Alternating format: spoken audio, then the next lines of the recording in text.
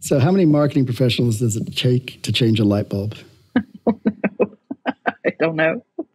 It's not about the change of the light bulb. It's about engaging people in the conversation about the light bulb change. That's exactly right. That's exactly right. Really, a lot of times people get locked up in fear of the unknown. Is, oh my goodness, what's going to happen if we change our name? How's it going to react? What's going to happen? And you can't start with fear. You've got to go into this with your eyes wide open, knowing that change is good and that we've got to make sure that we're doing the right thing.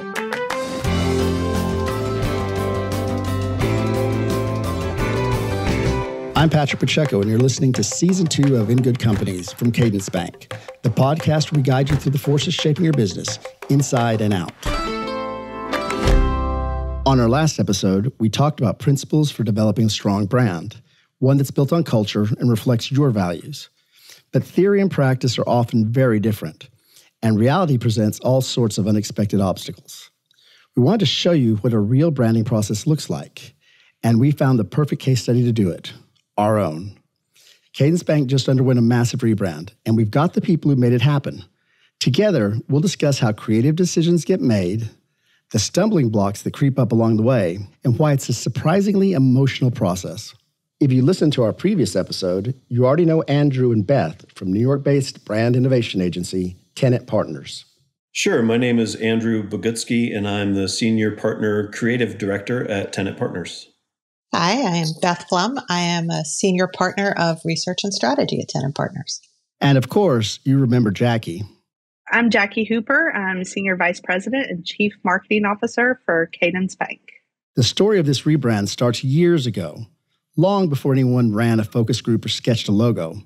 But before we go any further, there's someone else you have to meet, Cadence Bank Chairman and CEO, Dan Rollins. So Dan, you're kind of a big deal around here. You want to formally introduce yourself to our listeners? I don't think I'm a big deal. I'm just like everybody else. We come to work every day trying to take care of our customers, trying to take care of our families. We've got a great organization to work with. But I do get the privilege of being the chairman and CEO of our company, and I have a good time doing that. Even at a place like Cadence, where people are passionate about their work, Dan's love for banking stands out. Well, my first banking job was in 1978 when I was a sophomore at the University of Texas. And so I think I'd been wanting to be a banker my whole life. And banking has been there from the very beginning. And was lucky enough to get hired as a teller at Austin National Bank in downtown Austin. And my first job after college was a small bank in rural Texas. And I worked with them for 13 or 14 or 15 years when I went to work for the next bank, which was, again, at that time, a smaller bank. And we grew that bank from $250 million when I joined to $13 billion when I left. And I left that bank and came here to Bancorp South, now Cadence, actually 10 years ago this month, and became chairman and CEO here. And I've been here for 10 years. Cadence and Bancorp South officially merged in 2021 and integrated their bank systems in 2022. But that was the culmination of a long, deliberate process. Everyone involved knew this was a big deal, and they wanted to do it the right way. For Dan, that meant a focus on culture. So now the merger with Cadence was a different scale than the other mergers that you had gone through. And I'm sure when you're looking at that, one of the things you're thinking about from the very start is fit. So what were your first impressions of the culture at Legacy Cadence? Yeah, you're spot on with that. One of the things you worry about, because our business models were different, the fear was that, our bank's business models were going to be different enough where we were going to have conflict on the people and the culture side.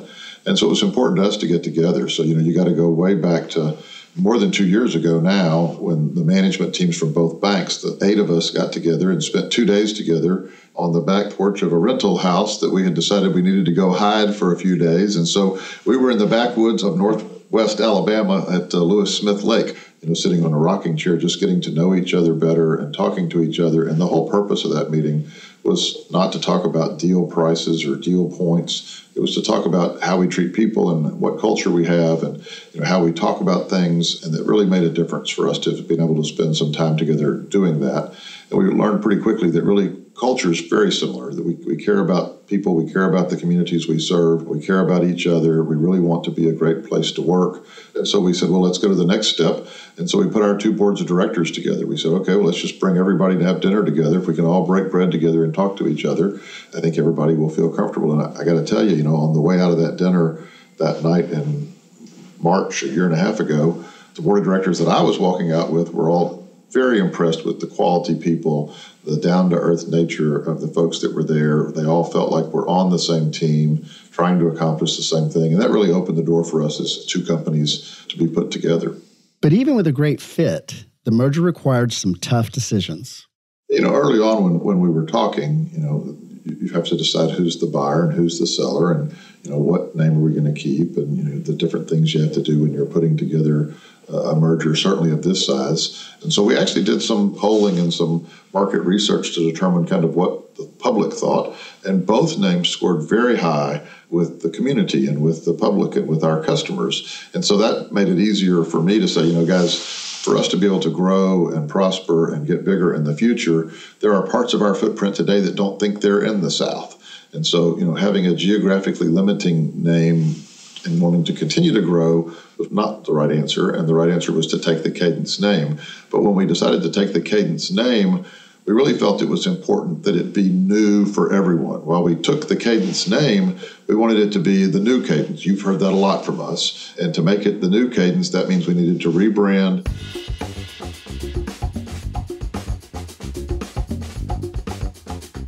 So when you first heard we were doing this, what was your first impression when you thought about this? My first thought was maybe a little bit of anxiety, nerves, excitement. And after I took a step back and started to think through it a little bit, I really started to get excited because I feel like we've had a very rare and unique opportunity to participate in the development and launch of our new brand. Over the course of a marketing career, this may be an opportunity that if you're very lucky, you get to do once. And if you're extremely lucky, it's almost like winning the lottery twice.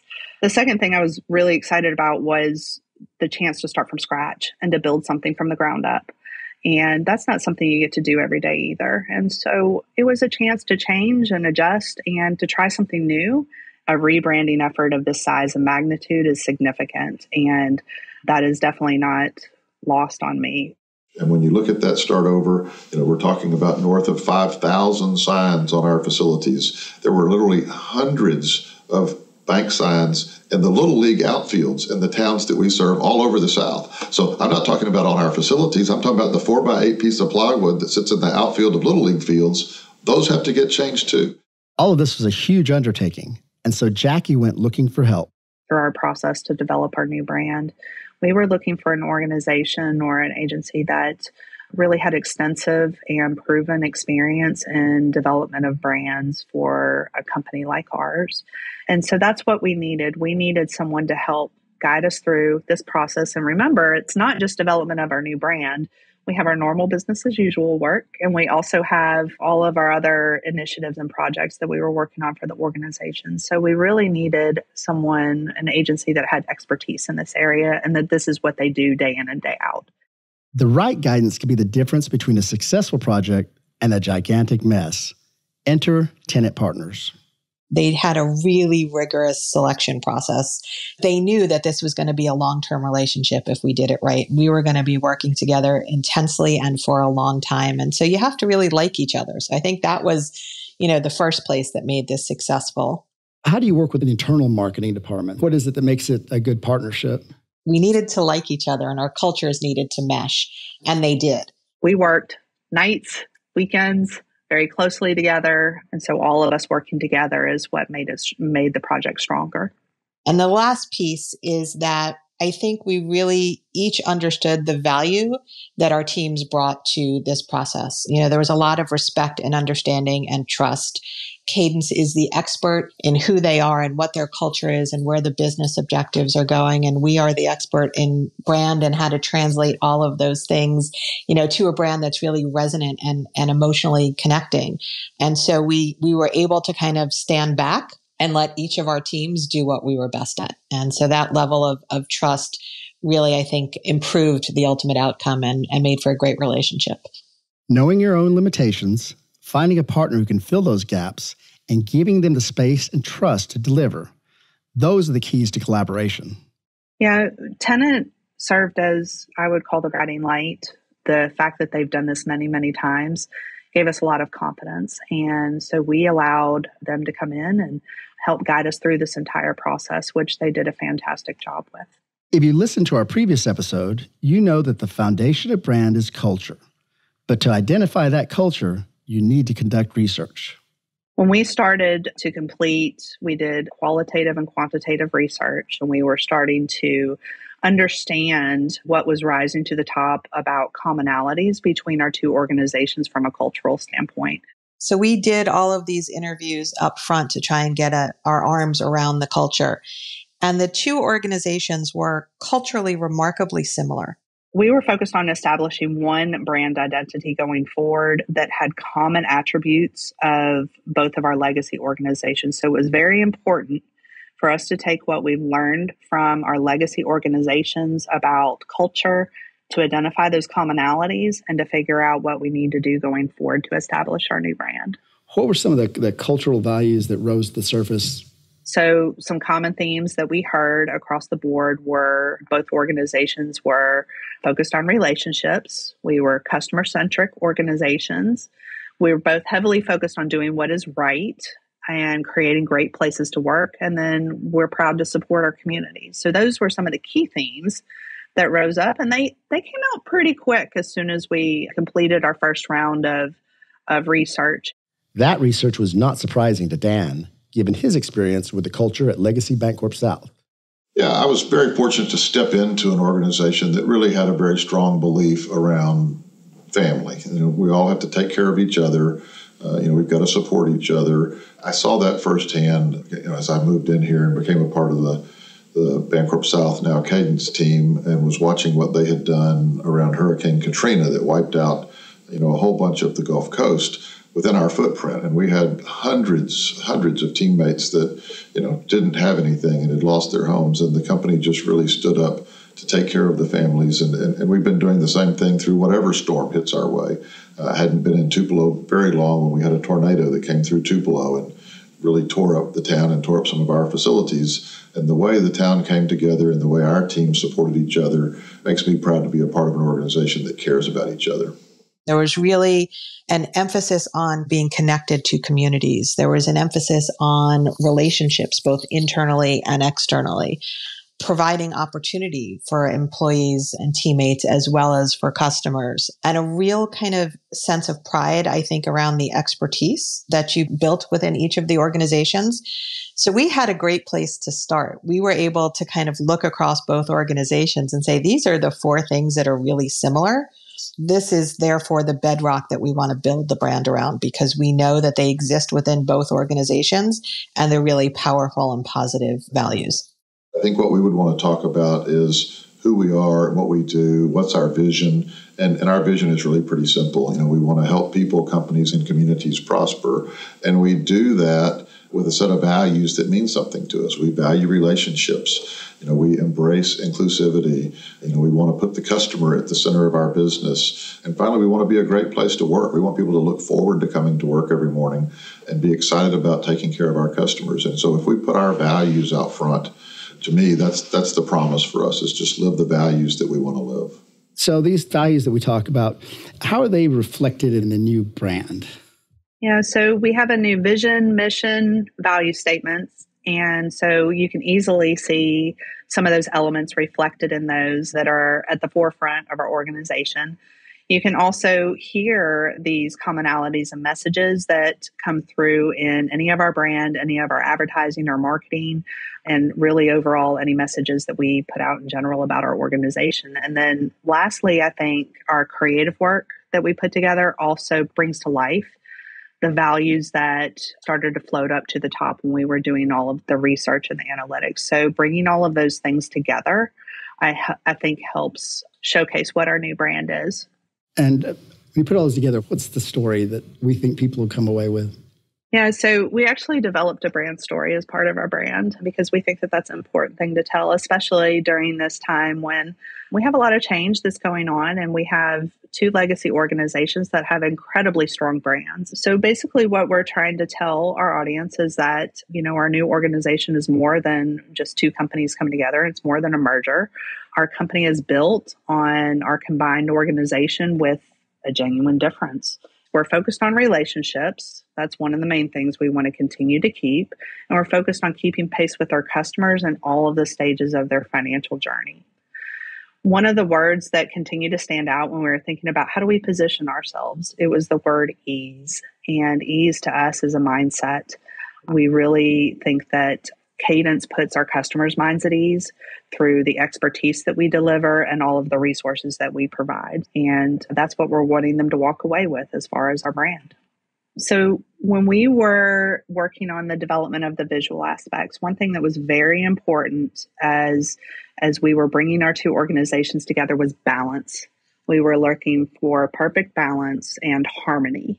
And you'll see that in the development of the new logo. So the new design that we have, which is a modernized tree that we have, it's got perfect balance in the leaves in the different shapes that we have as part of the logo design. And then the colors, the main color that we have is actually a teal color, but it's a good blend of our blue and green and meeting in the middle. And then the bright green that we have as part of the logo is a nice pop of color that helps it stand out. So we were looking for balance and harmony and finding a way to meet in the middle. We also felt that the color was very modern, fresh, and set the stage for something new. In the process, was there some point there where you were seeing what was being developed, when you were hearing things and you just felt like, boy, this is it. It's really nailed it and capturing exactly what you want it to be? So to develop the logo, we put together a team. And so the 5 top managers in our company were the committee or the vote, I guess. And so they came in with 3 or 4 choices for us to look at, and we voted blindly. So we saw, choice A, B, C, D, and E, and we were on a website, and we could go in and rank what we thought was first, second, or third of these logos. And the first time we went through this, the logo that we're using today was ranked number 1 by all 5 of us. And it was like, okay, stop talking. We don't need to do anything else. This is it. When all 5 of us were in agreement the first time they showed it to us, it's like, okay, that's it. We're done.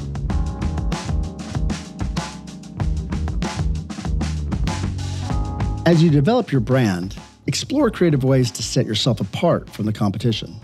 As we were considering our new brand, our project team worked hard to keep in mind that a person may interact with us and they may see our new logos or see our colors, see our locations, but there's also a powerful component of sound. Right now in today's world, people do so many different things. They're always multitasking. They're on their phone. They're doing something at home. They may have a television on in the background, listening to the radio, talking on the phone. There's all these things that they are doing. And a sound is just a very important component. We wanted something that was recognizable for our organization. And so no matter what someone was doing, if they hear that sound, they will think Cadence Bank. First, I had to have somebody explain to me what a sonic logo was. Once it was explained to me, it's like, oh, yeah, I hear those all the time. I didn't know that's what that was. And so the fact that we have one of those today, when you look around at our competitors and our peers, we're a little bit unique in that front today. So I'm really proud of the marketing team for bringing that out for us. We were excited when Jackie told us that she really wanted Sonic to be part of this new program. We feel it adds a tremendous amount to a new brand for all the things you talked about. I mean, it's another way to express the personality of an organization, right? So it's just yet another tool to kind of seat that understanding of who Cadence is out there in the market. It also makes it very memorable. It makes it very distinctive from a competitive standpoint. I mean, I think that Sonic is fairly outside the box. When the partner we worked with was doing kind of their initial due diligence, there was nobody else in the space, none of Cadence's competitors who had anything similar. So it was a really easy way to differentiate the company. And it's very catchy, and people have already identified with it.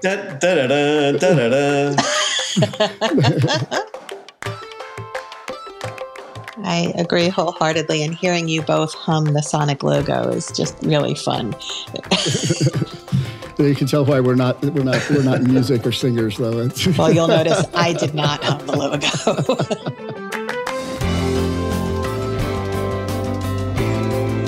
No matter how good you think your brand is, the real test is rolling it out to the public. And the public can be hard to please.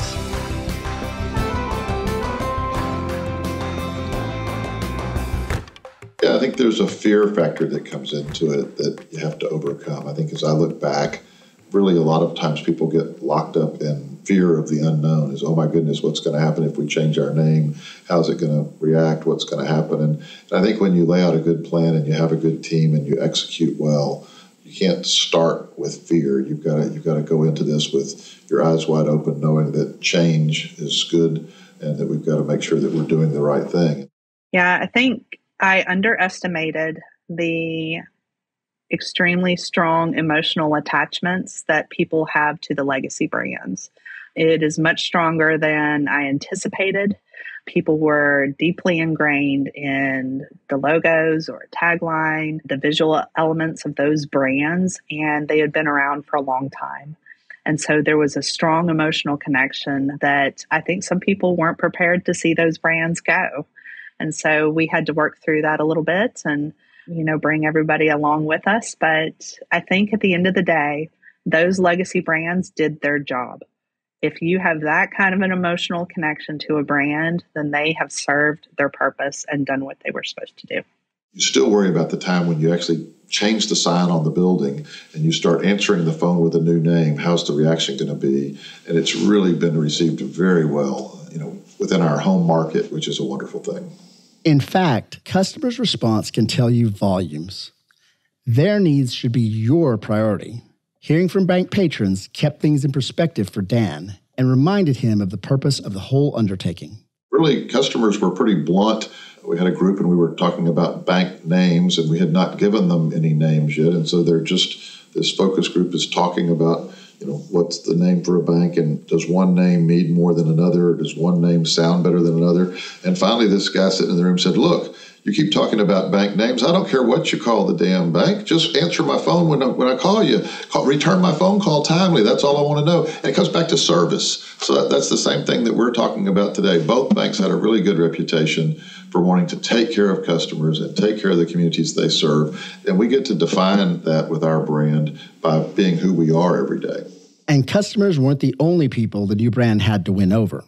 Yeah, it's funny. I got a hat early with an executive offsite, and I wear it a lot, and I've gotten at least 15 people that have said, I really like that hat. They don't even know who Cadence Bank is or anything. I like that hat. It was amazing. It's a really good-looking cap. The logo looked great. And the first time I heard it, I thought that was funny, and 5 more times people said, I like that cap. So I think you guys hit on something really good. I think what's great is when we see the reaction of the employee base, of the outside world to it. And, and people are wearing their hats and they talk about how much they love their hat and how everyone comments on it or whatever it is, these little personal moments that people have with it as it becomes real and as they become, kind of part of this new thing. I think that's what's the most exciting. That's when we know we've really done our job right and that, it's all really coming together. So when you saw it go public, that day that we released everything, kind of what was the feeling that you had? Was it like here's your new child, or how did it feel? Well, there are significant moments that I have with the unveiling of the brand that were definitely life-changing moments that I'll never forget. The unveiling of the logo at the New York Stock Exchange in January of this year. I think the first time we really saw it live and in person was at the bell ringing in January. It was about 20 degrees outside, and we were out there for a couple hours waiting and watching the banner to go up on the New York Stock Exchange. We were all standing outside waiting for them to unfurl the football-sized field banner in front of the New York Stock Exchange. It was a huge banner, and so it took up the whole front of the New York Stock Exchange. And so we were out there with tenant partners. We were with the Cadence team, and the tenant team was there, and we were all, just cheering it on, and it was just great to see it take shape and come to life and be as sort of vibrant as we hoped it would be. And watching that come down was just a really exciting moment. That moment was, one that I will just never forget. I was very proud. I'm very proud. Yeah, you should be. I mean, I would have been bawling the whole time. It was me, because you get the release of the tension and the release of the tension. Everything, you're just like, oh my goodness, it worked. It's just got to be great. So, as professionals, as creative folks, do you ever look at it and you think, oh, I wish we would have just done a little this or a little that? Maybe with some other projects, perhaps, but with Cadence, not a thing. Wouldn't change anything. 100% nailed it. And it turns out Andrew's not the only one who thinks that. I'm very excited to share that Cadence Bank and Tenant Partners were recently recognized at the Transform Awards presented by Transform Magazine. We received a bronze award in the category of Best Visual Identity from the financial services sector. The award that we got was for nationwide brand recognition. And so, for a company of our size, this is big kudos for us. So we're extremely excited and proud to have that award.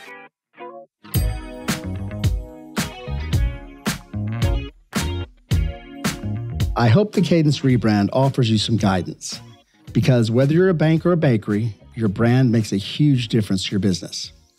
And you don't have to be a big company to employ these concepts. If you're developing your brand or revamping it, know your goals and your limits. That will help you find the right partner. Start by assessing culture and use that research to inform your creative decisions at every step. Speaking of creativity, find new ways to set yourself apart. Do something unique among your competitors. Be strategic with your rollout, get your employees on board. They'll be your biggest ambassadors. And always keep your customers in focus. If you follow these principles, you'll have a brand your business can rely on. We could spend a whole season on brand and marketing alone. And maybe we will someday. But for now, I'll let Dan have the last word. In our business, we're in the people business. We're a bank. We don't sell anything. We rent green American dollars. All of our competitors have the same product that they rent. And so it's all around customer service for us. It's all around the relationships that we have in the markets that we serve. And so making sure that our folks are known, making sure that they have a brand that they can be proud of is the key for our success. A very special thank you to Dan Rollins, Jackie Hooper, Andrew Bogutsky, and Beth Flom for speaking with us today and for their amazing work on the new Cadence brand. I do have one other question. Okay. See this car here? It is a Porsche that's, I think, is pretty close to our green. Do you think Dan would put some money in it if I put the logo on the hood? Sure, why not? I think we got to think about where is the Porsche going to be going and who's going to be seeing it. I'll drive it wherever you want. Oh, it's for you. Oh, okay. For me. Makes total sense. We'll talk to him about it. In Good Companies is a podcast from Cadence Bank, member FDIC, equal opportunity lender. Sheena Cochran is our production coordinator. Our executive producer is Danielle Cornell, with writing and production from Andrew Gannam and sound design and mixing by Ben Crannell at Lower Street Media. I'm your host, Patrick Pacheco. If you made it this far, why don't you go rate and review us in your podcast app? It's the best way to grow the show so we can reach even more listeners. And while you're there, subscribe. We'd love to have you, because when you're with us, we're in good companies. This podcast is provided as a free service to you and is for general informational purposes only. Cadence Bank and its affiliates make no representation or warranties as to the accuracy, completeness, or timeliness of the content in the podcast. The podcast is not intended to provide legal, accounting, or tax advice and should not be relied upon for such purposes. The views and opinions expressed by the host and guests in this podcast are solely their own current opinions regarding the subject matters discussed in the podcast and are based on their own perspectives. Such views, perspectives, and opinions do not reflect those of Cadence Bank or any of its affiliates or the companies in which any guest is or may be affiliated. The production and presentation of this podcast by Cadence Bank does not imply the expression of any opinion on part of Cadence Bank or any of its affiliates.